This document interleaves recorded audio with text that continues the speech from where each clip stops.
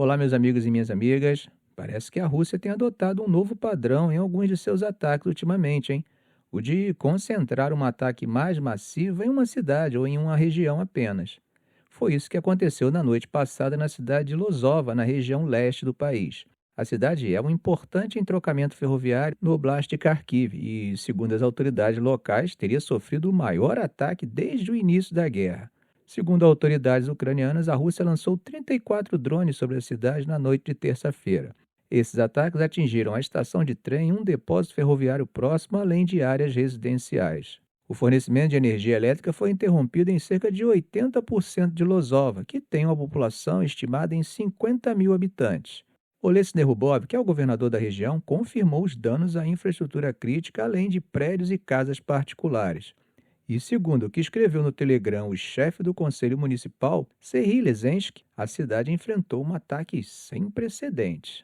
As imagens que começaram a circular mostram escombros e destroços espalhados pela estação e um edifício de época soviética que ficou bastante danificado também.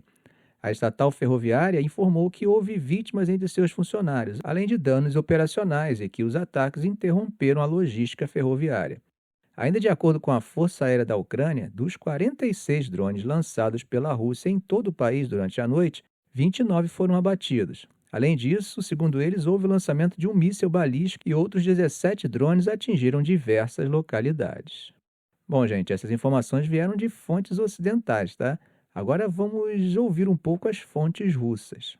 E segundo o Ministério da Defesa da Rússia, unidades do chamado Grupo Leste tomaram o controle da vila de Yanvaskoy na região de Dnipropetrovsk. A operação, segundo o relatório, foi conduzida com ações consideradas ativas e decisivas. Agora, o interessante é que o relatório russo não mencionou os ataques a Lozova. Bom, gente, a pressão de Trump contra a Rússia segue firme e isso pode atingir países que compram o petróleo russo. E, como sabemos, os principais dessa lista são China e Índia. Se a gente pensar direitinho, Putin não vê razão para recuar agora. Ele acredita que a Rússia está ganhando no campo de batalha e, mais do que isso, que essas sanções novas não mudam muita coisa depois de 3 anos e meio de guerra enfrentando sanções. Claro que o governo russo entende que poderia estar jogando fora uma chance de melhorar as relações com os Estados Unidos e com o Ocidente em geral, né? Mas o que pesa mais realmente, segundo fontes próximas ao Kremlin, são os objetivos da guerra. E esses objetivos continuam os mesmos: tomar completamente Donetsk, Luhansk, Zaporizhia e Kherson e barrar a entrada da Ucrânia na OTAN. Só depois disso, talvez, Moscou aceitaria conversar sobre um acordo de paz. Uma das fontes chegou a dizer que, se conseguir controlar essas 4 regiões, Putin pode dizer que atingiu os objetivos militares dele na Ucrânia. E é com esse argumento que ele vai para qualquer negociação mais séria. Desde maio, já aconteceram 3 encontros entre representantes da Rússia e da Ucrânia, mas o que se diz por lá é que essas reuniões foram mais para mostrar serviço para Trump do que para resolver alguma coisa de fato. O que se discutiu mesmo foram questões humanitárias, né, como troca de prisioneiros. Fora isso, nada de concreto foi resolvido.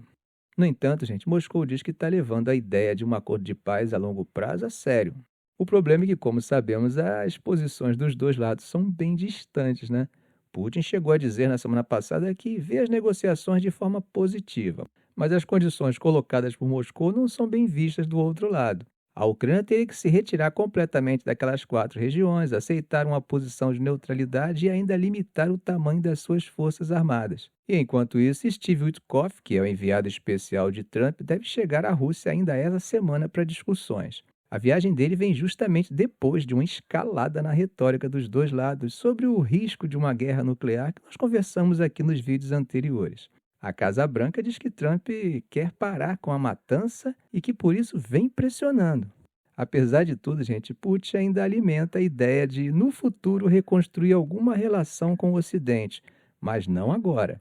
Agora ele está convencido de que parar a guerra nesse momento enfraqueceria a posição da Rússia tanto dentro do país quanto geopoliticamente. Como disse o autor James Rogers, que vai lançar o livro O Retorno da Rússia, o presidente russo se enxerga como parte de uma tradição de resistência ao Ocidente, defendendo os interesses russos contra o que ele vê como ameaça externa. Mesmo assim, o Kremlin não ignora a importância de manter uma porta aberta com Trump. Só que, como uma das fontes resumiu, Putin não pode acabar com a guerra só porque Trump quer. E isso parece refletir bem o clima no círculo interno do poder russo nesse momento. Enquanto isso, a Ucrânia vem perdendo terreno, né? Principalmente nos últimos 3 meses. O grupo finlandês Blackbird apontou que só em julho Kiev perdeu 502 quilômetros quadrados. Bom, gente, entre as fontes consultadas, há dúvidas se Trump realmente vai cumprir o que prometeu. Eles lembraram que ele já ameaçou outras vezes e depois recuou ou mudou de ideia, né?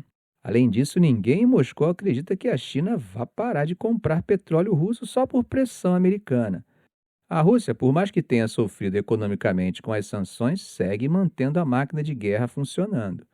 O país tem recebido munição da Coreia do Norte e produtos chineses de uso dual, civil e militar, que sustentam o crescimento da indústria de defesa. E como temos visto, o Kremlin vive repetindo que tem uma espécie de imunidade às sanções.